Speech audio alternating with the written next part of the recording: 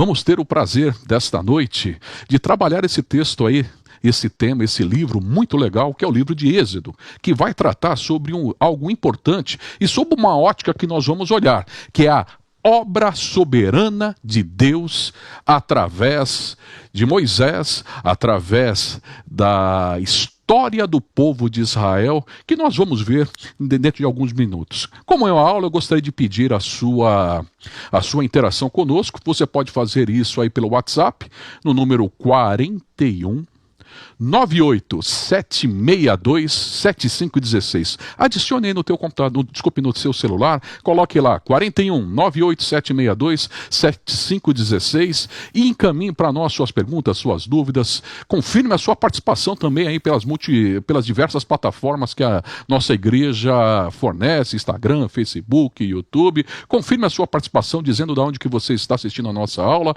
e com certeza tenha do seu lado aqui algo importante, que é a Bíblia, a palavra de Deus, que com certeza é algo que nós poderemos utilizar. Então, repetindo para você, WhatsApp 41 987627516.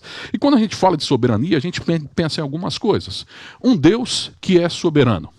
E diante da crise que nos está atingindo mundialmente, será que Deus, de fato, está no controle? Eu gostaria que você refletisse e pensasse, será que, vendo o vírus, diversas coisas acontecendo de forma mundial, a humanidade encolhida, muitos travados, presos em casa, angustiados, sem saber o que acontece, de fato, Deus está ou não está no comando? Deus está ou não está no controle de tudo que está acontecendo? E aí, nós podemos também fazer uma pergunta. Como posso crer que Deus seja o Senhor da história, se o que vejo não me leva a pensar nesta direção? Então, de fato, Deus está no controle? Será que o Senhor é o Deus da história? Então, sobre essa ótica e sobre esse tema, nós queremos olhar o livro de Êxodo nessa visão. Um Deus soberano. E para isso nós precisamos também entender o conceito de soberania. O que é a soberania de Deus? Então a soberania de Deus é o conceito que nós vamos ver ali. É o absoluto, irresistível, infinito, incondicional exercício da vontade de Deus, da vontade própria de Deus sobre qualquer área da vontade de Deus. Eu vou ler de novo. Absoluto, irresistível, infinito e incondicional exercício da vontade própria de Deus sobre qualquer área que atinja a sua vontade. Então a gente vê que a primeira característica dessa soberania está no absoluto. Deus tem o domínio sobre tudo. E também ele exerce o seu comando de forma irresistível. Ninguém consegue dominar a vontade de Deus. Pelo contrário, a vontade de Deus é soberana, é irresistível, é infinita e também incondicional. Não depende de condição nenhuma, pois ele é o nosso Senhor Todo-Poderoso. Com certeza, ele fará prevalecer a sua vontade. Veja a segunda assertiva. Deus é aquele que ordena todos os eventos ao longo do tempo e da eternidade. Ou seja, nada acontece por acaso. Tudo está sob o seu controle. E ele coloca isso também de acordo com o tempo correto em que deve acontecer. E quando a gente fala no tempo correto, Deus não olha esse tempo através daquilo que nós entendemos como tempo cronológico. Ele trabalha num outro tempo, né? Lá no grego, né, nós temos o tempo cronológico, que é o tempo cronos, que é isso que nós vemos no relógio, é isso que nós vivemos dia a dia, e existe outro tempo, que é o tempo de Deus, que chama de Kairos. E esse tempo de Deus é algo que está subordinado aos seus planos e à sua vontade. Então, não ocorre simplesmente porque eu quero. Vai ocorrer algo, vai acontecer algo na história de acordo com a vontade de Deus. De acordo com o tempo e na hora certa, no momento certo que Ele determinar. O Senhor, tem um versículo na Bíblia, lá em Salmos, Salmo 103, verso 19, que diz o seguinte: o Senhor estabeleceu o seu trono nos céus, e como o rei domina sobre tudo o que existe. Então ele está lá no céu, está dominando e exercendo a sua soberania em todas as áreas da criação. E aí existem algumas lições que nós já vamos aprender com relação à soberania de Deus. Muitas vezes, as questões e as explicações não nos são nos dadas do que está acontecendo. Pode ser que você esteja passando por um problema, passando por uma dificuldade, passando aí por tristezas, quem sabe estando no vale realmente. Nesses momentos de aflição que o mundo está passando, de uma forma mundial, mas de uma forma nacional, aqui na cidade, mas existe o sofrimento pessoal. Aquilo que de repente você está passando, dificuldades, problemas, e aí você se pergunta, por que eu? Por que está acontecendo isso na minha vida? E aí você olha, procura para os céus, tenta obter explicações, e muitas vezes você não ouve uma explicação de Deus. Mas parece que eu não consigo daí entender o que está acontecendo. A Bíblia diz, lá em Abacuque, depois reforçado em Romanos pelos ensinos do apóstolo Paulo, que o justo viverá da fé. E aqui que entra o segredo. Por mais que eu não consiga entender o que está acontecendo, quais as condições, o porquê que estou passando, se eu não consigo entender o todo, eu preciso voltar a entender o básico. E o básico é o seguinte: Deus te ama. Deus quer o melhor para você. Deus está na direção. Nada escapa ao seu controle. Ele é soberano sobre o universo e também sobre a sua vida. Por isso receba essa palavra. Deus nunca deixou de te amar. Pelo contrário, Ele continua cuidando de você. Deus é soberano. Mas vamos entender um pouco mais. Como é que se dá essa soberania? Existem dois atributos de Deus que são importantes para nós entendermos um pouco esta soberania de Deus. E eu reforço, dentre vários que tem, dois específicos: transcendência e imanência. O Deus da Bíblia, então, a tua palavra, desculpe, deixa eu voltar aqui, são palavras estranhas para alguns, né? Transcendência e imanência. Talvez você já tenha ouvido falar bastante de transcendência, mas pouco ouviu falar de imanência. Mas nós vamos entender o que são essas palavras e por que são atribuídas a Deus como, de fato, como característica, como atributos próprios do nosso Criador. O Deus da Bíblia é aquele que ao mesmo tempo é transcendente. E está aqui o significado disso. Ele está acima e sobre a criação. É como se ele estivesse aqui no globo e Deus aqui, acima e sobre a criação. Ou seja, não é sujeito às leis que ele mesmo criou. Pelo contrário, ele opera acima, ele interage, pois tudo está debaixo das suas mãos. Tudo está sujeito à sua soberania. Então, a transcendência é o conceito que vai trazer que Deus está acima e sobre a criação. Ou seja, ele é um ser transcendente. Não é um ser que está habitando aqui conosco, mas pelo contrário, ele é transcendente. Ele está aqui, mas uma outra dimensão. E como é que eu sei da existência de Deus, tendo em vista que eu não consigo vê-lo, não consigo tocá-lo? Mas existe algo importante. Eu sinto em mim a presença de Deus.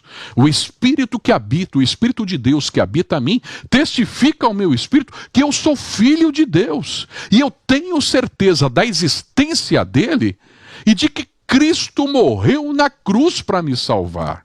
Então, a transcendência vai mostrar esta soberania de Deus, pois ele não está sujeito a nada que ele criou. Pelo contrário, ele está acima e sobre a criação. Mas quando eu olho esse conceito de transcendência, eu posso pensar então, mas Deus está tão distante, mas tão distante, que ele não se importa comigo.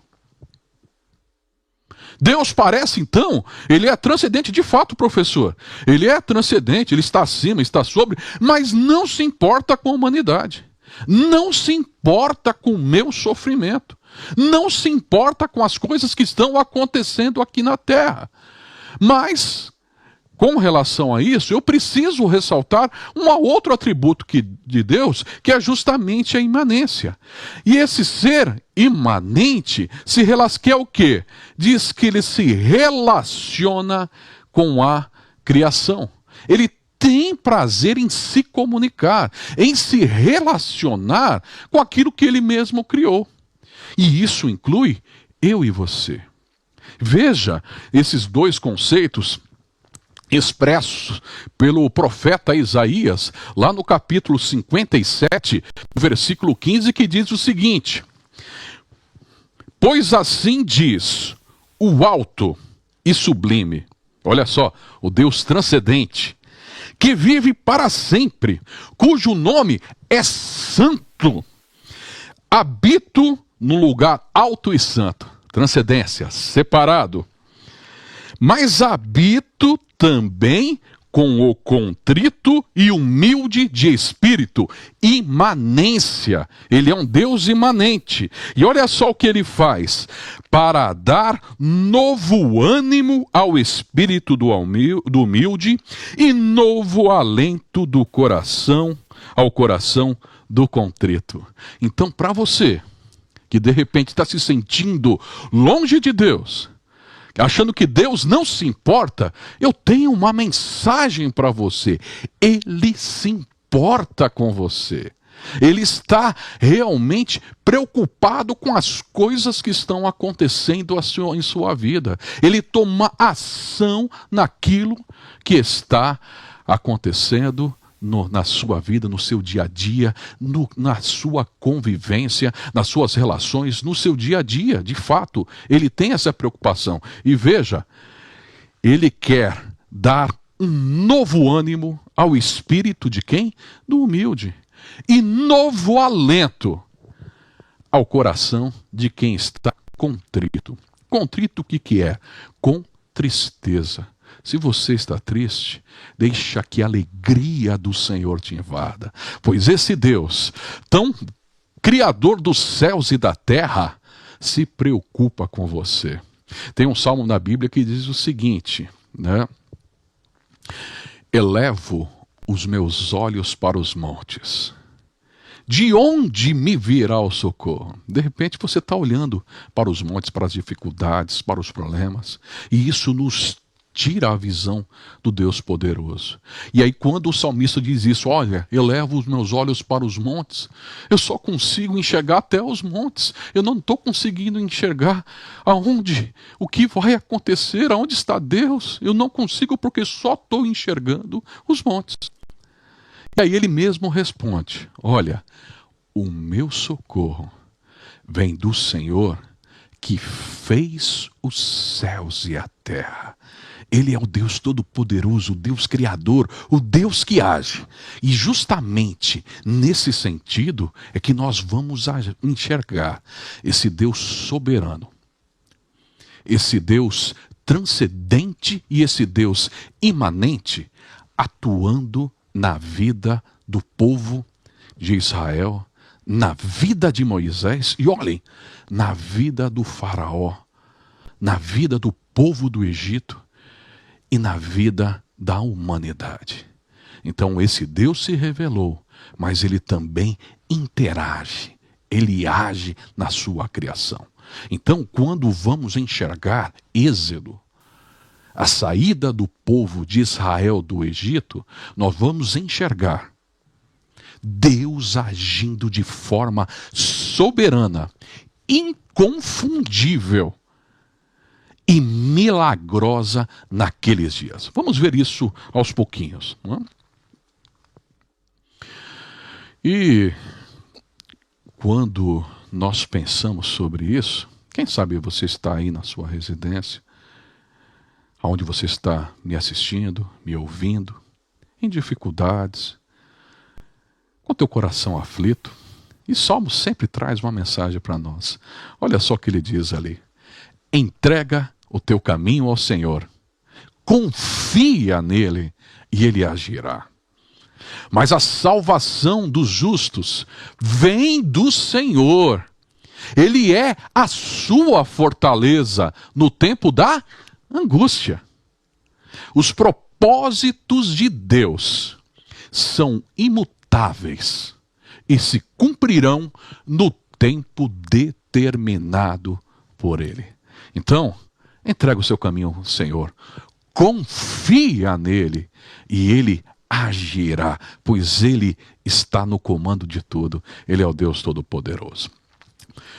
Para nós entendermos, então, o livro de Êxodo, precisamos entender um pouco do contexto, né? Lá em Gênesis nós vimos aí a história da criação da humanidade, como aconteceu a queda do homem, o pecado original, a rebeldia do homem, e por vários momentos ali, nós vamos ver o dilúvio e tantas outras histórias que são postas, né? Mas nós entramos no período dos patriarcas, a partir de Abraão, de Isaac, de Jacó, e aí temos na vida de Jacó a descida, né, de Jacó para o Egito, com ali a ascendência do seu filho José. E aí ali no Egito desceram próximo de 70 pessoas. E naqueles anos em que José estava governando, aqueles seus irmãos, seus parentes foram crescendo e foram prosperando naquela terra. Mas, passado um tempo, José falece. E o tempo vai passando, o povo vai crescendo, e os faraós foram sendo substituídos, conforme você poderá ver aí pela história da humanidade, a própria história do Egito. Mas, para nós, do ponto de vista bíblico, importa dizer que, passado décadas, a história de José foi esquecida para os egípcios. E entrou, e a Bíblia diz, olha, um novo faraó, um novo rei do Egito, que não conhecia José e nem sua história. Pelo contrário, ao ele olhar para o povo descendente, aquele descendente de Jacó, ele temeu, porque aquele povo estava se multiplicando e estava realmente tornando-se, aos olhos dele, uma ameaça a aparecer. Os descendentes de Jacó se multiplicaram e na visão do faraó se tornaram uma ameaça. E essa ameaça levou ao medo. Trouxe um sentimento de medo. Medo não só ao faraó, como aos demais líderes e como, quem sabe, ao povo do Egito. E aí, o que houve? Esse medo levou a um nacionalismo exacerbado, e esse nacionalismo levou ao quê? A xenofobia, que é um termo que vai dizer aí que se garante o quê? Somente nós e os outros povos não nos interessa, são povos que eu tenho ódio, não servem para nós, porque o melhor povo é nosso, é o nosso. E a partir dessa visão, desse nacionalismo exacerbado, então a gente diz o quê? Medo, nacionalismo exacerbado e a xenofobia levou gradativamente ao faraó tomar atitudes cruéis em relação ao povo de Israel, aos descendentes de Jacó que estavam lá no Egito. Então, iniciou com uma opressão, dessa opressão seguiu-se para a escravidão, e a escravidão, nesse sentido, foi algo, quem sabe, que o faraó e os seus líderes acharam de forma até genial. Pois trazia o quê? Poxa, eu vou colocar esse povo debaixo de um jugo, eles irão sofrer, e ao mesmo tempo eu vou poder me beneficiar do trabalho escravo, do trabalho gratuito que esse povo vai fazer. Então, grandes obras no Egito foram feitas através da mão de obra escrava dos descendentes de Jacó. E por mais que oprimissem esse povo, mais eles se multiplicavam. E por mais que o faraó tomasse atitudes que realmente colocavam esse povo em sofrimento, por um outro lado, mais eles cresciam. E aí, por último, levou ao que nós vemos relatado já no início do Êxodo, ao genocídio, onde o próprio faraó ordenou primeiramente às parteiras que matassem os filhos masculinos, os meninos que nascessem dos hebreus, e em segundo momento ordenou que eles mandassem, levassem, jogassem essas crianças no rio. Então quem visse deveria efetivamente matar os filhos do sexo, os filhos, né, do sexo masculino ali. Então realmente é algo tenebroso quando a gente lê isso na Bíblia e percebe quão cruel eram esses homens, né? Quão cruel foi Faraó, e quem sabe um pouquinho mais lá na frente, na vinda de Jesus, quão cruel foi Herodes ao decretar aí a morte dos meninos, lá em que próprio Jesus, olha só que interessante, Jesus, com seus pais, José e Maria, fogem daí para o Egito, né? Então aqui nós temos pessoas matando lá no Egito há milhares de anos antes, e depois, na época de Jesus com Herodes, Jesus tendo que seguir ao Egito, pois tentavam matar a Jesus. Mas, de fato, nesse meio de sofrimento, ali na opressão que o povo estava sentindo, na injustiça que eles estavam passando, eles começaram a fazer uma coisa importante: quero orar, erguer um clamor a Deus. Então, assim, do ponto de vista de soberania de Deus, será que Deus permitiu ou não permitiu que este povo fosse escravo? Então, é uma pergunta interessante, porque parece que Deus levou esse povo lá ao sofrimento, e lá daquele sofrimento, eles se tornaram uma nação. Mas precisavam ser motivados para deixar aquilo que eles tinham no Egito para algo melhor, que era seguir para a terra prometida de forma que seguisse os planos de Deus. E aí o que houve? Aquela interferência, aquela visão de Deus, e já Deus mostrando isso para Abraão, dos 400 anos, você pode ver isso lá no livro de Gênesis, nós vamos entender que no tempo certo, Deus criou a situação para que o povo também quisesse sair do Egito. Tanto quiseram quanto clamavam a Deus: Deus! Até quando, Senhor, nós vamos sofrer? Senhor, será que tu esquecestes a promessa que tu fizeste aos nossos pais? Tu és o nosso Deus, o Deus de Abraão, o Deus de Isaque, o Deus de Jacó. Será que esqueceram?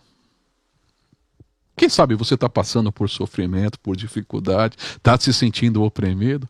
Saiba que Deus está no controle. Clame a Deus por libertação.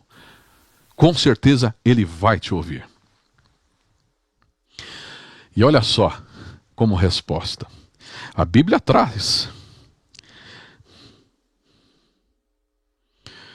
em Êxodo 3, capítulo 7, verso 10, o seguinte: disse o Senhor, de fato tenho visto a opressão sobre o meu povo no Egito, e também tenho escutado o seu clamor. Então Deus tem visto, não estava lá no alto e sublime monte, sem se preocupar com aquilo que estava acontecendo com a humanidade, e em especial com o seu povo. Então ele estava vendo. E além de estar vendo, ele estava o quê? Ouvindo o clamor do seu povo. E a causa estava específica, por causa dos seus feitores, e sei o quanto eles estão sofrendo. Por isso, olha só, desci para livrar-os das mãos dos egípcios e tirá-los daqui para uma terra boa e vasta, onde mana leite e mel. A terra dos cananeus, dos hititas, dos amorreus, dos ferezeus, dos heveus e dos jebuseus. Pois agora o clamor dos israelitas chegou a mim e tenho visto como os egípcios oprimem. E aí vem a ordem para quem? Para Moisés. Vai, pois, agora. Eu o envio ao faraó para tirar do Egito o meu povo, os israelitas. Mas há um interessante nós vermos num versículo que eu ressaltei ali. Por isso desci para livrá-lo das mãos dos egípcios e tirá-los daqui para uma terra boa e vasta. Mas Deus desceu? Por isso ele desceu? E aí depois nós vemos ele falando e dando uma ordem para que Moisés vá. Como é que parece que é um contrassenso. Por isso desci para livrar-o das mãos, mas Deus desceu. Mas se de fato Deus já não é presente, ele já não estava aqui, já não está sentindo e não estava lá. E aí por que ele fala que desceu e ao mesmo tempo ele está mandando Moisés ir lá? Está muito claro. De fato, o que acontece? Deus estaria agindo por meio de Moisés. Então é importante a liderança humana e também em comunhão com a liderança de Deus. Então a gente vê aqui uma parceria, algo entre o transcendental e o humano, trabalhando em conjuntos para a libertação do povo de Deus. E aí nós vemos a ordem: vá, pois, agora. Eu envio ao faraó para tirar do Egito o meu povo, os israelitas. Vamos ver aqui então as participações, a participação que nós temos aqui pelo WhatsApp, né? A nossa irmã Cleire Neubauer, talvez seja isso, né? Escreve: amém, mesmo que eu não entenda, o Senhor está no controle. Que mensagem maravilhosa. Sim, irmãs, por mais que a gente não entenda tudo o que está acontecendo, saiba que Deus está no controle, Deus está agindo. Então, se eu não consigo entender o macro, não consigo entender as coisas de forma que estão acima do meu entendimento, você saiba que existe algo de Deus que é importante para a tua vida: a paz. A paz que excede todo entendimento. Então, independente, muitas vezes você está passando por sofrimento, por dificuldade, mas está em paz. Por isso que excede todo entendimento. Racionalmente eu não consigo explicar, mas sei que algo dentro de mim, lá do meu íntimo, brota paz. Paz perfeita, a perfeita paz. A paz que excede todo entendimento. A paz que é fruto do Espírito, da atuação do Espírito em nossa vida. Existe a pergunta também da Lindamir. Um abraço, Lindamir, que Deus te abençoe, querida. Se Deus ordena todos os eventos, as coisas ruins feitas pelo homem incluem-se nesses eventos? Olha só, essa pergunta é uma pergunta importante, né? Pergunta inteligente. Então, se Deus ordena e ocorre, como é que de fato Deus é soberano? Como as coisas ruins acontecem? Então, é uma pergunta que traz algumas coisas importantes para a gente enxergar. De fato, Deus atua, Ele é soberano, e a gente pode olhar isso como o quê? Existe o plano de Deus. Vamos pegar um exemplo de um navio. Existe uma grande embarcação indo para um destino. E aí Deus está guiando essa embarcação, e eu posso dizer essa embarcação como a humanidade, indo para aquele destino. Porém, o que ocorre dentro do navio são coisas que não interferem diretamente no destino. Então, coisas ruins acontecem pela vontade permissiva de Deus. Mas nada está escapando ao seu controle. Porque, de fato, o destino está traçado e está caminhando. Mas Ele ali o que ocorre dentro do navio, ali dentro, são coisas que vão limitadas até onde encontram a vontade de Deus. E coisas ruins acontecem. O livro, quando a gente fala de coisas ruins, a gente se lembra de Jó. E o grande questionamento do livro de Jó é: por que o justo sofre? Quem sabe existe algumas coisas dentro da Bíblia, alguns versículos que a pessoa gostaria que tirasse. Eu queria dizer só de coisas boas, né? Posso todas as coisas que me fortalece, né? O Senhor é meu pastor e nada me faltará. E outros versículos assim que vão nos levar. Mas existem versículos que vão dizer, né? Olha, neste mundo tereis aflições, mas tende bom ânimo, pois eu venci o mundo. A frase de Jesus. Então, por mais que a gente passe por angústias, por problemas, Deus continua no controle. E a gente vai entender que coisas acontecem, coisas ruins acontecem. Mas Deus nos guarda. Mas será? E aí é uma pergunta aqui um tanto quanto mais forte, e se eu for atingido por essa peste, por esse Covid-19 e venha a falecer? Será que eu vou culpar Deus? Será que Ele não está no controle? Será que então as proteções não estão valendo? O que acontece? Interessante. Mas a resposta é: meu amado, não importa a forma que eu vá passar para a eternidade, importa que eu passe salvo. Se a minha esperança estiver focado só nas coisas que vão acontecer aqui, isso não é esperança. Pelo contrário, é ansiedade, é frustração. E a ansiedade é ligada naquilo que você crê no pior. É a fé, mas a fé no pior. Já a esperança é a esperança no melhor. É a fé em Deus. É a fé de que projeta que lá no futuro eu vou ter algo melhor. E a Bíblia vai dizer, lá não haverá mais pranto, não haverá tristeza, não haverá mais morte. Veja que coisa linda. Haverá alegria.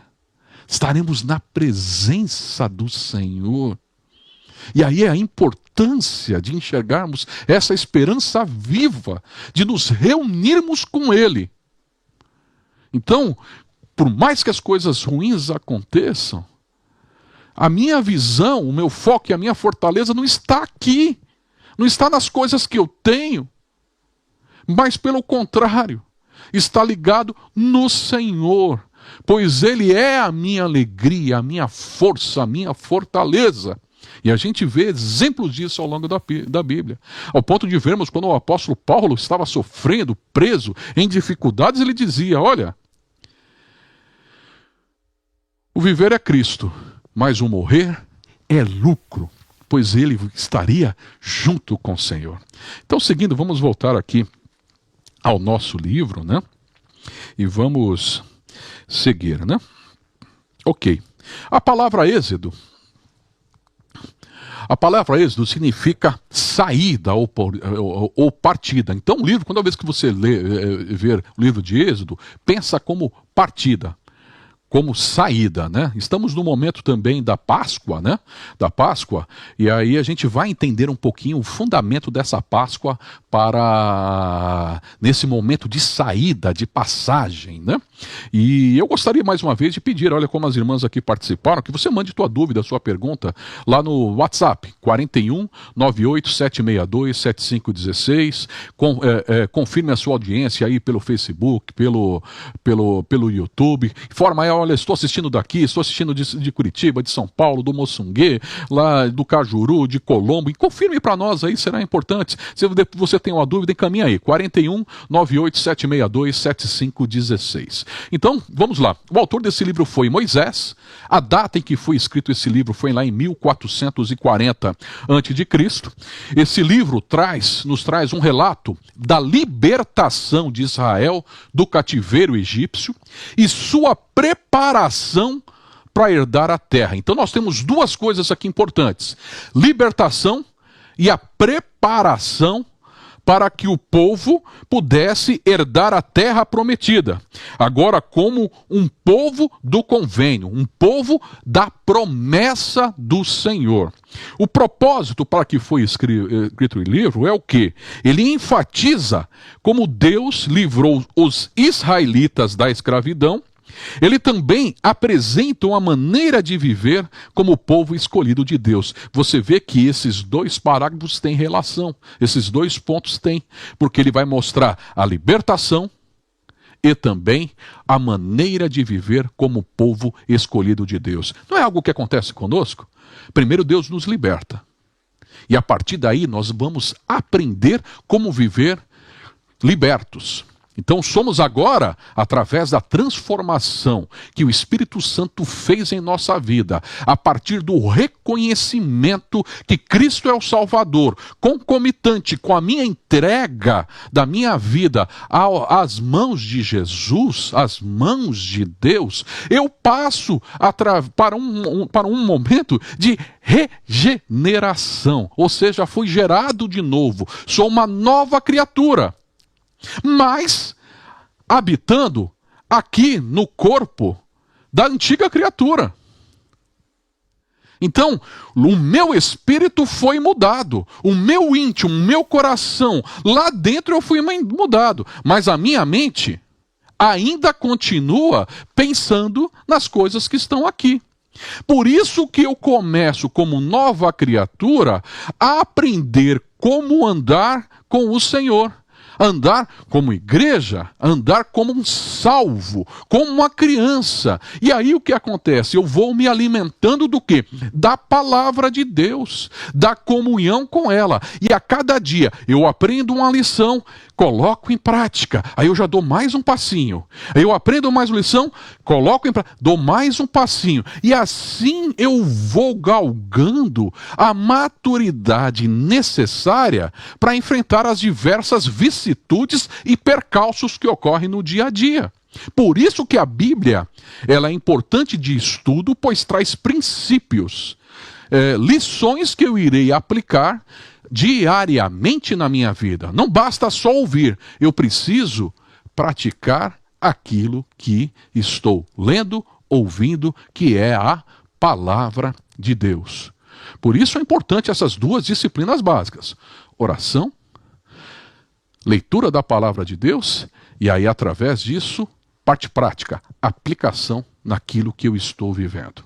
Aproveite esses momentos que você está no seu lar, aproveite desses momentos que você está aí pensando na vida, olhando na sua existência, se encha de Deus, se encha do Espírito, coma a palavra de Deus, se alimente daquilo que é bom.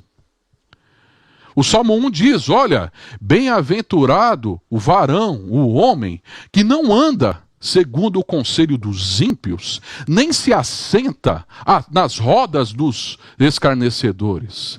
Antes, tem o seu prazer na lei do Senhor, e na sua lei medita de dia e de noite. Então, o primeiro versículo do Salmo 1 está dizendo, olha, é um contraponto. É aquilo de se encher seu coração das coisas que estão no mundo. Se encher de coisas e de porcarias que vêm e vão contaminando o seu coração. E quantas coisas que você recebe pelos meios de comunicação, de repente você está me assistindo, mas este mesmo meio pode ser algo que venha usado pelo inimigo para contaminar a sua vida, para contaminar o seu coração, para encher o seu coração de coisas ruins.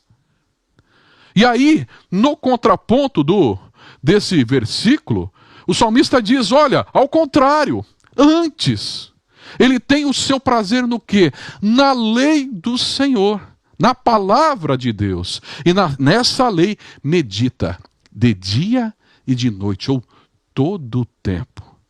Não é só ler, é meditar. É trazer para si, é extrair a lição principal das histórias, da passagem, daquilo que está acontecendo ali. Por isso que é importante entendermos isso que nós estamos estudando aqui, a palavra de Deus. Veja, Jesus lá na frente, lá em Lucas, vai dizer o seguinte: o homem bom, do bom tesouro do seu coração, só pode tirar o quê? O bem. E o homem mau, do mau tesouro do seu coração, tira o quê? O mal.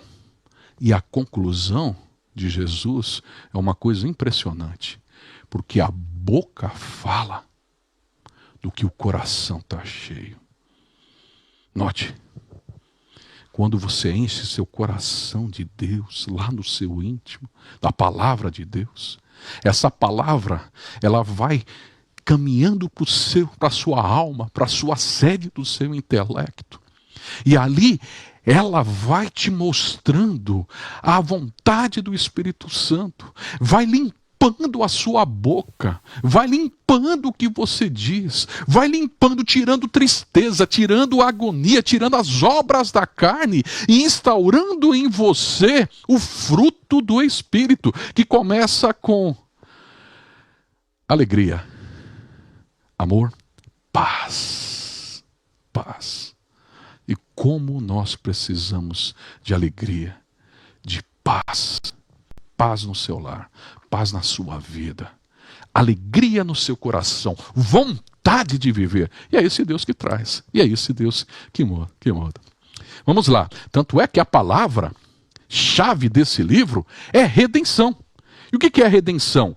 É o resgate da escravidão mediante o pagamento de um preço. Então nós vamos ver isso. Olha, a redenção foi o quê? Resgate da escravidão. Quantas pessoas nós vivíamos como escravos do pecado? E Jesus pagou o preço de sangue para nós. Seguindo. A ideia, então, principal do livro é a redenção pelo sangue. Então nós vamos ler, e aí envolve um pouco a Páscoa. Que era o que? Antes da saída do povo do Egito, quando Deus estaria colocando a última praga, que foi a praga da morte dos primogênitos, o anjo do Senhor estaria lá, tirando a vida de todos os primogênitos lá ali do Egito, tanto dos humanos quanto das criaturas, dos animais. Na noite que iria acontecer isso, houve a celebração da Páscoa. E a gente sabe, em resumo, que um novilho foi sacrificado, um cordeirinho, e seu sangue foi aspergido nos umbrais da porta. E aonde o anjo do Senhor passasse, na casa que passasse, e tivesse aquele sangue aspergido, não haveria a morte, ele não entraria. Então, isso já mostra como é o Antigo Testamento, um tipo do que aconteceria lá no Novo Testamento. Então essa celebração da Páscoa é claramente ligada à morte do nosso Senhor, que pelo seu sangue comprou para nós a libertação. E quando você está coberto do sangue de Jesus Cristo, com certeza mal algum irá te atingir. Então, em torno dessa ideia, concentra-se a história de um povo salvo pelo sangue, amparado pelo sangue e tendo acesso a Deus pelo sangue. Você tem acesso ao sangue pelo sangue. Você foi comprado a preço de sangue. E sangue de Jesus, o inocente, que por sua vontade entregou a sua vida por resgate de nós. Resgate de toda a humanidade. João 3,16 diz: porque Deus amou o mundo de tal maneira que deu o seu Filho unigênito, para que todo aquele que nele crê não pereça, mas têm a vida eterna. Então a salvação foi comprada por preço de sangue. Este foi o preço da nossa redenção, como também foi o preço da redenção do povo de Israel.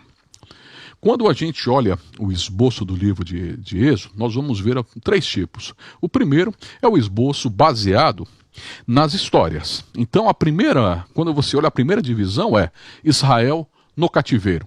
Está lá no capítulo 1 e no capítulo 2. Aí nós temos aí a partir do capítulo 3 até ao capítulo 15, verso 22, Israel redimido, ou Israel liberto da escravidão. Depois nós vamos ver na terceira divisão, Israel viajando ao Sinai, que vai do capítulo 15, verso 23 até o 19. Depois, Israel recebendo a lei. E em última parte, lá no final do livro, lá no capítulo 24 ao 40, Israel em adoração. De uma outra forma de ver, tem um esboço geral, que vai mostrar o quê? A escravidão no Egito, Deus escolhe Moisés, Deus envia Moisés a Faraó, pragas atingem o Egito, aí você tem a celebração da Páscoa, tudo isso ocorre nessa subdivisão chamada Israel no Egito, que vai do capítulo 1 até o capítulo 12, verso 30.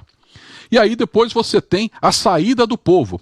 E aí você tem a divisão chamada Israel no deserto. Aí você tem efetivamente o êxodo, a travessia do Mar Vermelho, a abertura triunfal, e isso mostra a atuação direta de Deus nos milagres. E nós vamos ver, através desse livro, várias atuações de Deus miraculosas, agindo para exercer a sua soberania e fazer a sua vontade. Mas mesmo assim, após essa travessia do Mar Vermelho, você tem a murmuração no deserto que é registrada. Então a gente tem a libertação e ao mesmo tempo a murmuração, a reclamação do povo. Aí depois nós vamos ver aí Israel no Sinai, a entrega da lei, as instruções para o tabernáculo, e aí vamos também entender que a lei já foi quebrada, e aí a sequência, a construção do tabernáculo, aí do capítulo então 19, verso 1, até o capítulo 40, verso 30. Em versículos chaves, nós podemos destacar os seguintes: disse Deus a Moisés: eu sou o que sou. E isto que você dirá aos israelitas: eu sou, me enviou a vós. É interessante essa apresentação de Deus, né?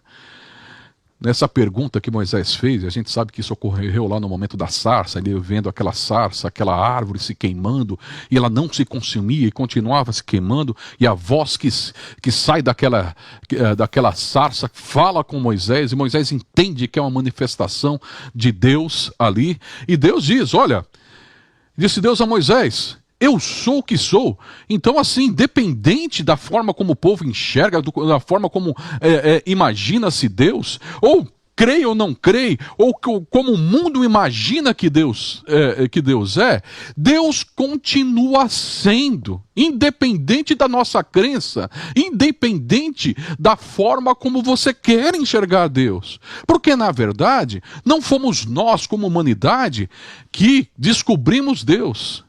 Pelo contrário, ele se revelou. E a Bíblia trata justamente da revelação para nós. Então, independente das coisas, ele está dizendo: eu sou o que sou. Continuo sendo, a eternidade em eternidade. E aí diz, mas o que eu vou dizer? Você vai dizer para os próprios israelitas, que é o meu povo: eu sou, me enviou a vós. Não liga isso com o versículo que nós vemos lá: eu vou descer ao Egito. E aí, através de Moisés, ele está dizendo: eu sou. Não é Moisés, pelo contrário. Não era Moisés. Era Moisés sendo usado por Deus. Então, na pequenice que era Moisés,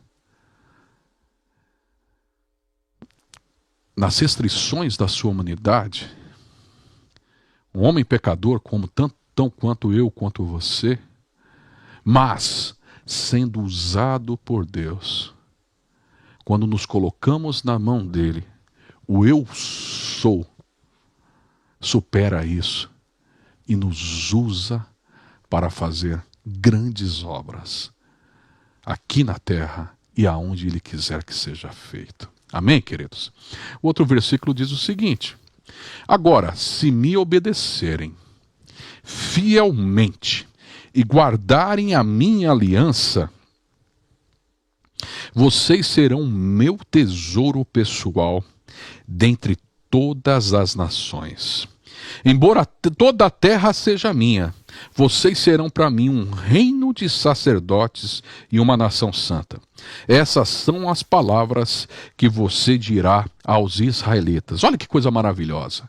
Deus confirmando a promessa que ele fez a Abraão, a Isaac e a Jacó, e reafirmando ao povo: olha, se vocês me obedecerem, então há um condicionante aqui: se vocês obedecerem às minhas palavras e fielmente guardarem a minha aliança, e essa aliança feita com Abraão e agora reforçada com eles, vocês serão o quê? O meu tesouro pessoal dentre as nações. Embora toda a terra seja minha, vocês serão para mim um reino de sacerdotes e uma nação santa. E dessa nação santa nasceu o Salvador, aonde se cumpriu a promessa que Deus fez a Abraão. E nós vimos isso na aula passada.